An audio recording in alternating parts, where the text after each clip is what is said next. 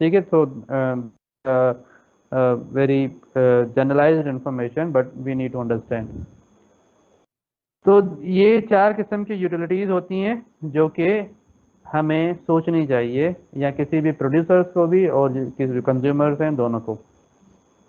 Just look at the example, a glass of water has high utility for a thirsty person but a low utility for the person or someone who is not thirsty.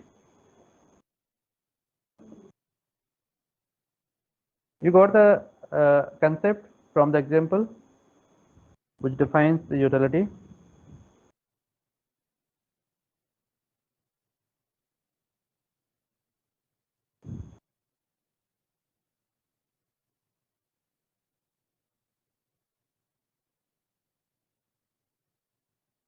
What this example is basically trying to demonstrate. What can anyone explain this example? Sir utility की जी जी, example जो मैंने एक की mentioned है, a glass of water has a high utility for the thirsty person but low utility for someone who is not thirsty. Sir जिसको प्यास लगी हुई होगी उसके लिए पानी तो बहुत ज्यादा जरूरी होगा, और उसके बाद जिसको प्यास नहीं लगी हुई उसके लिए वो इतने सेटिस्फेक्शन नहीं दे सकता। पानी जितना जिसको प्यास लगी हुई उसको ज्यादा सेटिस्फाई करेगा। ओके, इट्स गुड एक्सप्लेनेशन कि जो लेवल ऑफ सेटिस्फेक्शन है वो डिफरेंट होगी for the different people, even if they are consuming the similar product और सेम प्रोडक्ट। ठीक है, दैट इज द कंसेप्ट। अगर मैं कहूँ कि चलो जो प्यासा बंदा है उसने जो पानी पिया, उसमें जो सेटिस्फेक्शन लेवल उसको मिली, पहला उसने घूंट लिया, पूरा गिलास पिया, उससे जो सेटिस्फेक्शन मिली होगी उस प्यासे बंदे को, उसको अगर दूसरा गिलास पानी का मिले तो उससे उसकी यूटिलिटी सेम होगी या पहले गिलास से कम होगी या ज्यादा होगी? सर पहले गिलास पहले गिलास से कम। ठीक है, उसके बाद उसको 2 गिलास उसने पी लिए, फिर तीसरा गिलास हम दे रहे हैं उसको, फिर तो बिल्कुल ही नहीं होगी ना सर उसे। ठीक है। तो that is the concept I want to trying to make you understand that जब हम एक प्रोडक्ट ले रहे होते हैं तो उसकी जो फर्स्ट यूनिट हम कंज्यूम कर रहे हो तो उसकी जो सेटिस्फेक्शन लेवल होती है वो बहुत ज़्यादा होती है। सेकेंड यूनिट जो कंज्यूम करेंगे उसकी जो सेटिस्फेक्शन लेवल थोड़ी कम हो जाती है, थर्ड यूनिट में और मज़ीद कम हो जाती है। फिर अगर हम चौथा यूनिट भी कंज्यूम करना चाहते हैं तो उसकी नेगेटिव डिससेटिस्फेक्शन बढ़ना शुरू हो जाती है। एक बंदा कितने गिलास पानी के पी सकता है? 2-3 नॉर्मली, अगर कोई कंपटीशन नहीं है तो। ठीक है, जब उसको आप ज़बरदस्ती पिलाओगे तो उसको क्या होगा? एक डिससेटिस्फेक्शन होगा, अनरेस्ट होगा, डिस्कम्फर्ट होगा, सेटिस्फेक्शन डिससेटिस्फेक्शन में कन्वर्ट होना शुरू हो जाएगी। ठीक है, now you got this concept. Now we are moving to the next section, that's 3.2, marginal utility and total utility. Marginal utility को अगर हम डिस्कस करें तो इनडायरेक्टली मैं आपको वही कंसेप्ट ऊपर वाले एग्जांपल में समझा के आया हूं। पहले टोटल यूटिलिटी को देख लेते हैं। Total satisfaction obtained from consuming a certain quantity of a good, that is a total utility. के टोटल सेटिस्फेक्शन आपको, आपने 2-3 यूनिट जो आपने कंज्यूम किए, टोटल यूटिलिटी आपको कितनी मिली उससे? ठीक है, पहले गिलास से ज्यादा मिली, दूसरे से कम मिली, तीसरे से कम मिली, तो तीनों ग्लास से जो आपको सेटिस्फेक्शन मिली, तो that is what we call as a total utility. Clear है यहाँ तक?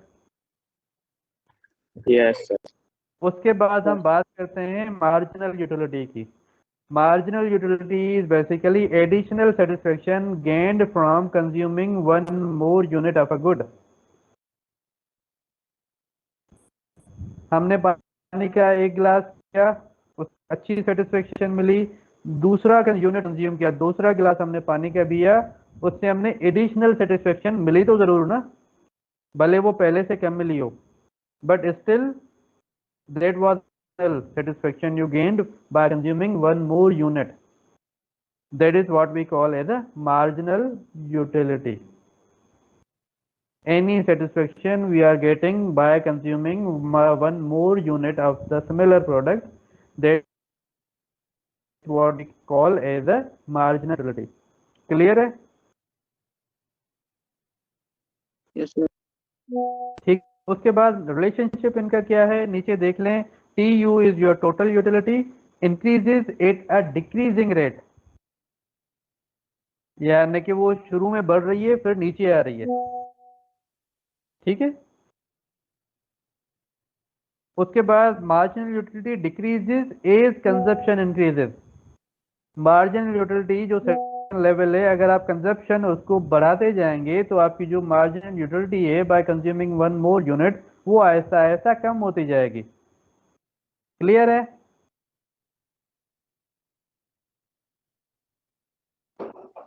Now the Yes, sir. formula for that marginal utility is equal to mu is equal to change in total unity divided by change in the quantity. Tu is your total utility, delta Q is your quantity that is consumed. ठीक है। तो जब भी आपको कोई कि marginal utility हमें define करके दें तो you will be using this formula for determining the mu, that is equal to delta du divided by the delta q. Delta is basically showing you the change or difference between the total utility. ठीक है। यहाँ पर एक table देख लें जो कि आपके टोटल यूटिलिटी और मार्जिनल यूटिलिटी का कंसेप्ट समझा रहा है। पहले कॉलम में आपको क्या नजर आ रहा है? Unit of consumption. कितने यूनिट कंज्यूम हो रहे हैं। पहला यूनिट कंज्यूम किया तो आपके पास उसके रो में देखेंगे सामने, तो टोटल जो यूटिलिटी है आपको वो लेट सपोज आपको 10 मिली। ठीक है। और उसकी मार्जिनल यूटिलिटी थी वो भी 10, क्योंकि आपने एक ही यूनिट कंज्यूम किया है। उसके बाद जब आपने सेकंड यूनिट कंज्यूम किया, सेकंड यूनिट के बाद आपको सामने टोटल यूटिलिटी कितनी मिल रही है? 18. 18। ठीक। मार्जिनल यूटिलिटी कितनी मिल रही है? 8। यानी कि आपकी जो सेटिस्फेक्शन लेवल है वो कम होना शुरू हो गई। पहले से आपको जो है यूटिलिटी कितनी मिली थी? 10। ठीक। और जब दूसरा यूनिट आपने कंज्यूम किया तो टोटल यूटिलिटी 18 हो गई, और जो मार्जिनल यूटिलिटी थी वो आपकी 8 हो गई, जो कि डिक्रीज हुई, 10 से 8 पर आ गई। जब तीसरा यूनिट आप कंज्यूम करेंगे तो आपके टोटल यूटिलिटी आपकी 24 हो गई, और मजीद ये जो है मार्जिनल यूटिलिटी मजीद डिक्रीज हो गई। तो जितने यूनिट्स आप ज़्यादा कंज्यूम करेंगे उतनी आपकी टोटल यूटिलिटी तो बढ़ती जाएगी। ठीक है। समवट थोड़ी थोड़ी बढ़ती जाएगी, एक स्लोइंग रेट। बट आपकी जो मार्जिनल यूटिलिटी है, जितनी क्वांटिटी आप ज़्यादा कंज्यूम करते जाएंगे तो मार्जिनल यूटिलिटी आपकी जो है कम होती जाएगी। ये वही चीज़ है जो मैंने आपको यहाँ पर रिलेशनशिप में समझाया कि जो टी यू है, total utility increases at decreasing rate, यानी कि आपका जो स्लो रेट के साथ वो इंक्रीज होती जाएगी टोटल यूटिलिटी, जो कि यहाँ पर आप देख सकते हैं कि हो रही है 10, 18, 24, 28, 30 एट स्लोइंग रेट। ठीक है। टोटल यूटिलिटी डिक्रीज हो रही स्लोइंग रेट पर, और आपकी जो मार्जिनल यूटिलिटी है डिक्रीज हो रही है with increase consumption. Consumption increase हो रही है, और आपकी जो मार्जिनल यूटिलिटी है वो डिक्रीज होती आ रही है, 10 से आके 2 पर पहुंची। क्लियर है यहाँ तक? Yes, sir. सबको क्लियर है? या 2-4 बच्चे जो बैठे हुए हैं? Yes sir. ओके। उसके बाद आपका कंसेप्ट आ जाता है diminishing utility. Diminishing utility is basically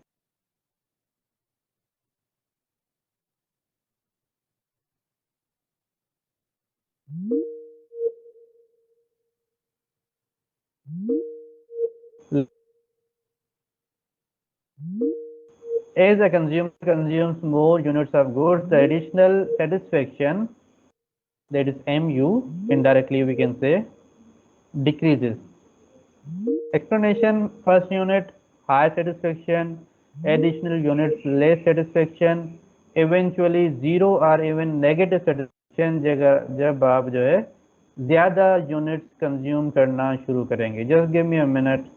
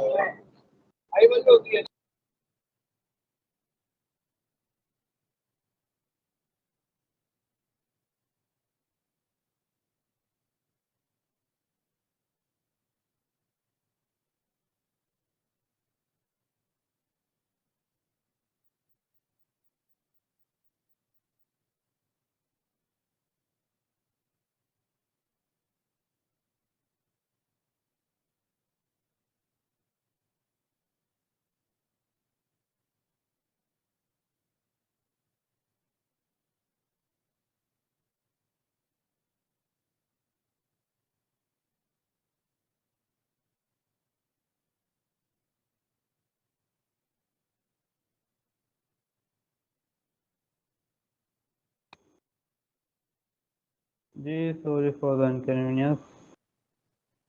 अच्छा मोहम्मद हमजा, आपको समझ आया बेटा? मलिक आयान, सैयद फासिह अली, यूसुफ, हमाद, अलिज़ा, मनाइल. Yes sir. जी कुछ समझ आया क्या डिस्कस किया है हमने अभी? जी जी सर. यूटिलिटी. लेटेस्ट अभी आपका हम कौन सा डिस्कस कर रहे थे वो बता दें. सर वो मिलिंगुअल अजीब सा नाम था. मिलिंगुअल utility. Diminishing utility. Yes sir. Just tell me what was the concept of diminishing utility. Mohammad Basit, Fidra Mahmood,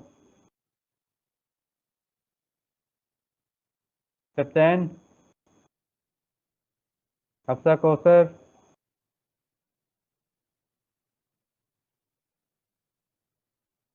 Okay, well done. You guys are doing a great job, and I will do the great job in the final examination. ठीक है? Yes, sir. Hafsa Kausar.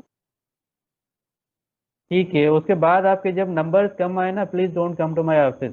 This is what you are doing with yourself. जो बच्चे available हैं, समझ रहे हैं concept को, they are doing great. But those who are just do the log in और उसके बाद अटेंडेंस के टाइम पर ज़ाहिर हो जाना, तो please don't bring any complaint to me related to the your assessment, because you are running yourself, not मी.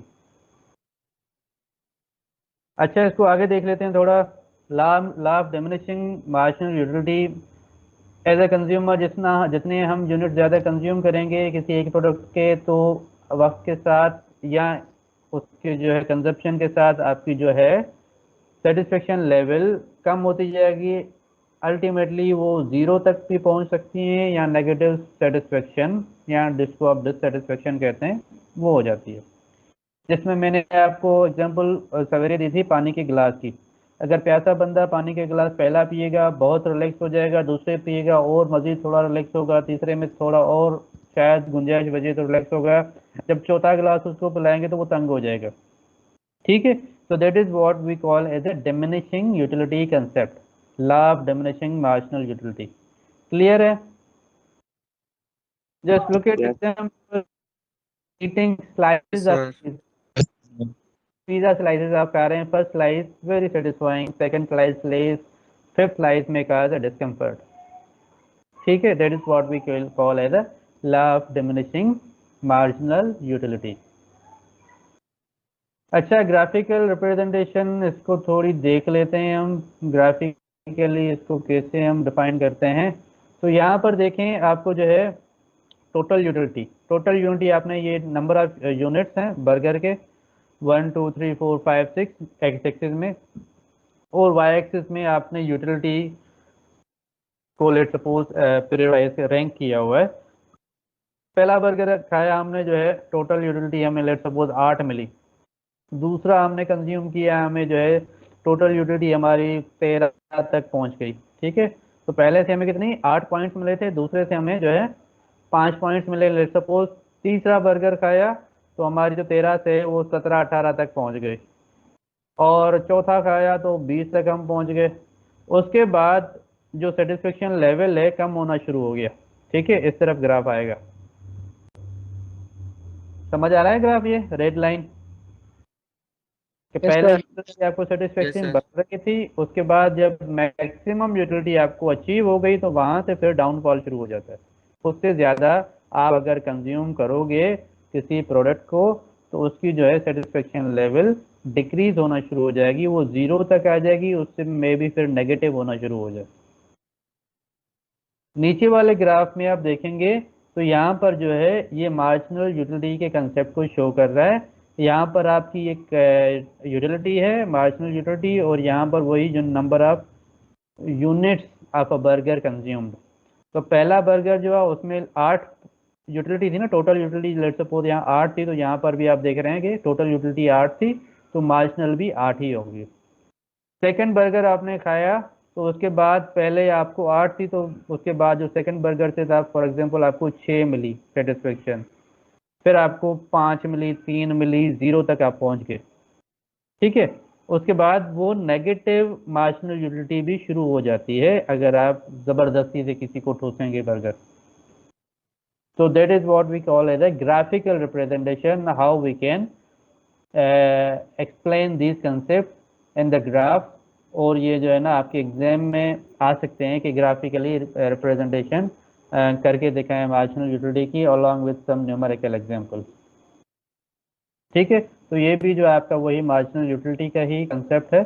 यहाँ कंजप्शन ऑफ द यूनिट्स नज़र आ रही है, और वाई एक्सिस में आपको मार्जिनल यूटिलिटी का कंसेप्ट नज़र आ रहा है। ये first, second, third, fourth, fifth, six unit जो है आप कंज्यूम कर रहे हैं, और मार्जिनल यूटिलिटी आपको डाउनवर्ड स्लोप के साथ शो की गई है, तो इस तरीके से रिड्यूस होती जाती है।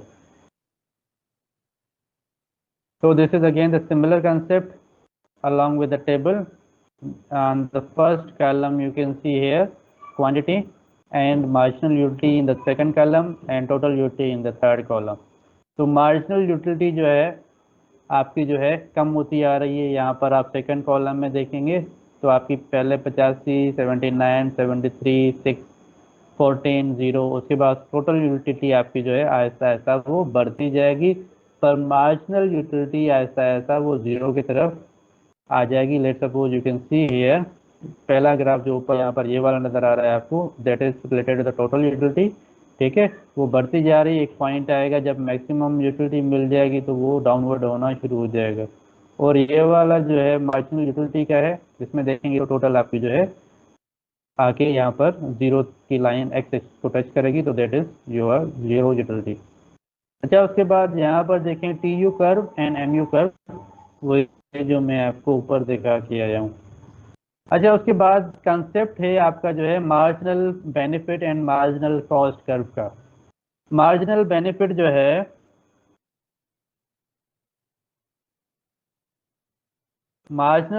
जो है it is equivalent to the marginal utility in monetary terms. Monetary terms क्या होते हैं कि हम पैसे दे रहे हैं किसी चीज़ के लिए, तो कंज्यूम करने के लिए, उसको परचेज करने के लिए। शोज विलिंगनेस टू पे फॉर एन एक्स्ट्रा यूनिट। ठीक है, आपने एक बर्गर खाया, उसके बाद सेकंड बर्गर परचेज करना, that's a decision which depends upon you कि आप क्या 1000 रुपये आप दूसरे यूनिट को परचेज करने के लिए इन्वेस्ट करना चाहते हैं कि नहीं करना चाहते हैं। जो सेकंड पॉइंट में यहाँ पर मैंने कहा है कि शोज द विलिंगनेस टू पे फॉर एन एक्स्ट्रा यूनिट। क्या आर यू विलिंग टू पे फॉर दैट एक्स्ट्रा यूनिट और नॉट? और उसको उससे जो आपको बेनिफिट मिलेगा, जो मार्जिनल सेटिस्फेक्शन मिलेगी, क्या वो वर्थ करती है कि आप उसके लिए ज़्यादा एक्स्ट्रा यूनिट परचेज करें? तो that decision depends upon you. उसके बाद marginal cost of consuming one more unit. ठीक है, आप दूसरा यूनिट परचेज करना चाहते हैं, एडिशनल यूनिट परचेज करना चाहते हैं, उसको आप मार्जिनल कॉस्ट कहेंगे। और मार्जिनल बेनिफिट आपकी सिंपली अगर मैं कहूँ कि मार्जिनल यूटिलिटी ही है कि आपको एक एडिशनल यूनिट्स जो आप परचेज करना चाहते हैं उससे आपको जो है कितना बेनिफिट मिल सकता है। क्लियर है?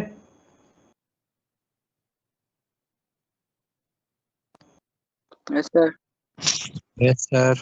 Okay, you can see a consumer equilibrium condition. Consumer equilibrium condition क्या होता है? जब आपका मार्जिनल बेनिफिट बराबर हो मार्जिनल कॉस्ट के साथ।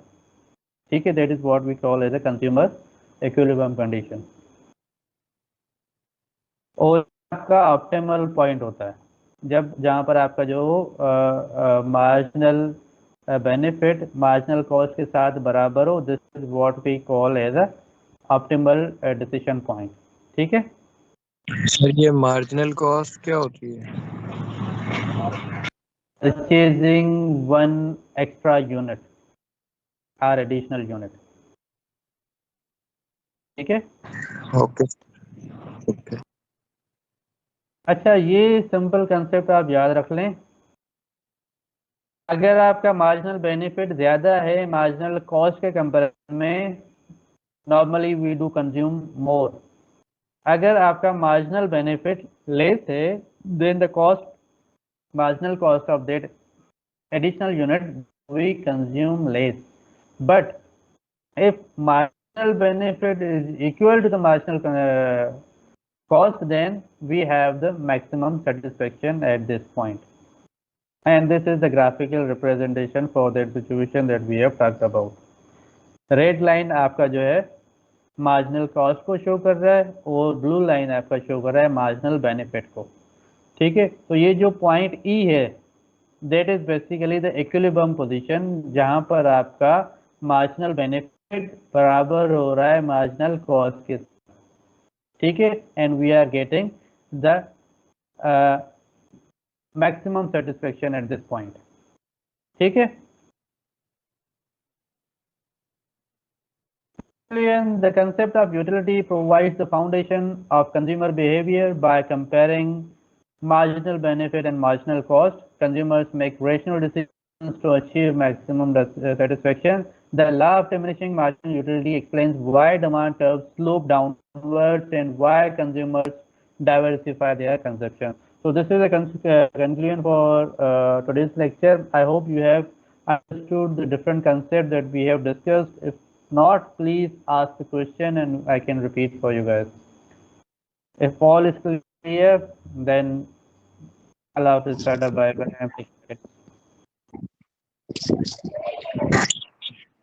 ये मार्जिनल बेनिफिट है, मार्जिनल कॉस्ट सही समझ नहीं आया क्या है ये?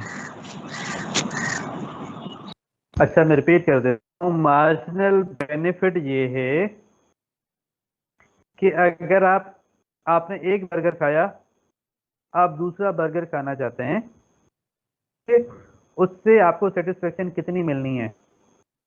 That is basically the decision making point. उसकी मैंने सवेरे भी यही एग्जांपल दी थी, अभी रिपीट कर रहा हूँ आपके लिए कि पहला बर्गर आपने परचेज किया 1000 रुपीज़ का। ठीक है, उससे आपको सेटिस्फेक्शन मिली बहुत।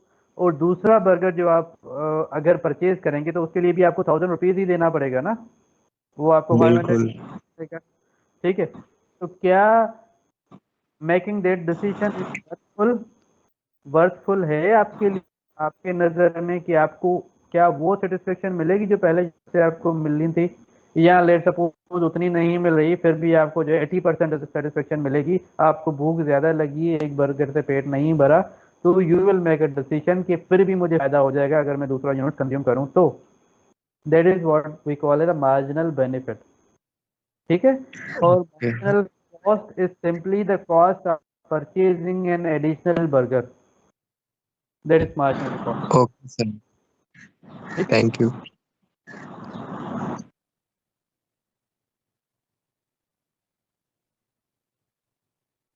तो यहाँ पर हम क्लोज करते हैं। बाकी जो है इसको जो है नोट्स बुक वाले ऑलरेडी आपके पास हैं, इन डिटेल में देख लीजिएगा। ये वही एग्जांपल हैं। टोटल यूटिलिटी कर्व ये मैंने दूसरे ग्राफ के हिसाब से आपको समझा लिया था, आप इसको भी देखेंगे तो दैट्स द सेम थिंग। और एग्जांपल डिफरेंट यहाँ पर शेयर कर जी। सर, पीडीएफ शेयर कर दीजिएगा आपने अभी जिससे पढ़ाया। नहीं, मैं वो नहीं शेयर करूँगा, आप इसको पढ़ोगे। वो मैंने जस्ट आपके कंसेप्ट को वो आसानी के लिए वो बनाया था कि आपको आसानी से समझ आ जाए। आपको समझ आ गया, अभी आप इसको भी पढ़ेंगे, ये भी समझ आ जाएगा। ठीक है। ये वही चीज़ें हैं जो मैं आपको जो है जो अभी समझा के आया हूँ एंड समरी। ठीक है। इसके बाद भी मैं मज़ीद जो है 2 होपफुली चैप्टर करवाऊँगा। कल की क्लास आई डोंट नो, कल मीटिंग है तो मीटिंग के लिए शायद मैं यूनिवर्सिटी जाऊँ, तो मैं क्लास अभी 50-50 है कि मैं अटेंड कंडक्ट कर पाऊँ या नहीं कर पाऊँ। तो I will inform your CR। बाकी नेक्स्ट क्लास फिर जो फ्राइडे वाली है तो वो तो कंफर्म मेंशन लूँगा, और इस हफ्ते मैं सिलेबस अपना पूरा करवा लूँगा और आपके नंबर ऑफ़ क्लासेस हैं वो भी पूरे हो जाएंगे। ठीक है। तो फिर 20 तारीख से वैसे यूनिवर्सिटी खुलेगी तो आपके जो टेस्ट वगैरह हैं, असाइनमेंट्स है, वो मैं बाद में दूंगा। 20 से खुल जाएगी सर? आई थिंक फर्दर वो कोई नोटिफिकेशन निकालते हैं कि नहीं निकालते, बट होपफुली खुलेगी यूनिवर्सिटी। सर मेरे ख्याल में तो ओपन हो गई है तकरीबन issues। हाँ, हो गई हैं काफ़ी सारी, बल्कि सभी हो गई हैं। अपना बस क्योंकि सही से चल रहा है, क्लासेस वगैरह हो रही हैं, तो उस वजह से शायद हमने इसी को प्रेफर किया हुआ है। अच्छा, मैं अटेंडेंस ले रहा हूँ तो सब अपने जो है रोल नंबर पर राइट रिप्लाई कीजिएगा। अगर किसी की रह जाती है तो बाद में मैं चेंज नहीं कर पाऊँगा। Roll number 01,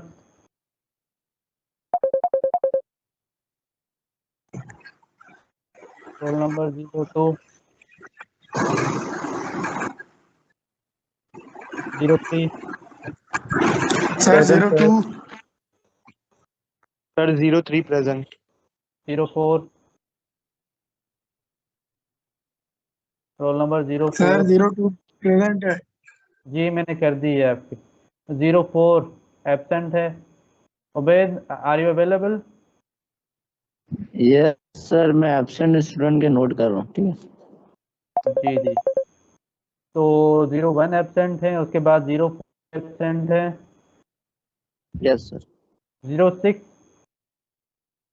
roll number 06 absent है ये भी। 08, रोल नंबर 08 ये भी एब्सेंट हैं। 09, present sir present. Roll number क्या है? 09, सर 09 प्रेजेंट है। 10, present roll sir. Okay. 11, present 13, present sir. 14, present sir. 15, roll number 15 absent है। 16, present sir. 17, roll number 17 absent हैं। 18, sir 18 present. 19, present sir. 20, yes sir. 21, 21 present sir. 22, 22 absent है। और 24, Present, sir. 25, Present, sir. 26, Present, sir. 27, Present. 29, Present, sir. 30, Present. 31, Present, sir. 32, 32 absent हैं और 33, Present, sir. 34, Present, sir. 4. 35, roll number 35, Present, sir. 36, Present, sir. 37, Present, sir. 38, Present, sir. 38. 39, Present, sir. 39. 41, Present, sir. 42, Present, sir. 43, Present, sir. 45, roll number 45 absent हैं 46, Present, sir. 47, Present, sir. 48, roll number 48 absent हैं Present, sir. Sir, present. किससे पूछ रही हैं confirm कर रही हैं मेरी है आप ही की है रोल नंबर 48 आपका है ठीक है 49 प्रेजेंट सर 50 Present, sir. उसके बाद 51 Present, sir. 52 5-2 present. 53 5-3 present. 54 double Present, 5 sir. Present, sir. 56 57 56 absent हैं 5-7 present, sir. ओके 56 की बात कर रहा हूँ वो एब्सेंट है 57 प्रेजेंट हो गया 58 58 58 भी एब्सेंट हैं 59 Present, sir. 60 60 एब्सेंट हैं 61 61 61 एब्सेंट हैं 62 present sir okay thank you so much अपना ख्याल रखिएगा बाकी कल की क्लास के वाले सर 08 सर 08 का मेरा माइक ऑफ हो गया था सर माइक ओपन नहीं हो रहा था अच्छा अभी लग गई बेटा सर? सब हो गई अभी सर सब 06 ही लगा सकते हैं उसकी तबीयत खराब है तो वो क्लास नहीं ले पा रहा मैं कह रहा हूँ मैंने अटेंडेंस सबमिट कर दी दो मरतबा रिपीट कर रहा हूँ अगर कोई फिर भी जो है नहीं ध्यान दे रहा मैं क्या कर सकता हूँ सर मेरा माइक का वो इशू हो गया था मैंने लीव करके दोबारा ज्वाइन किया है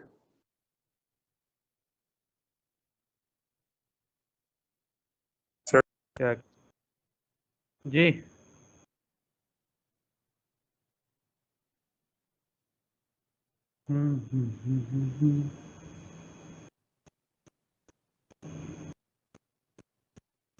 ठीक है बेटा अपना ख्याल रखिएगा अल्लाह हाफिज अल्लाह हाफिज अल्लाह हाफिज 08 आपके मैंने कर दिए बेटा थैंक यू सर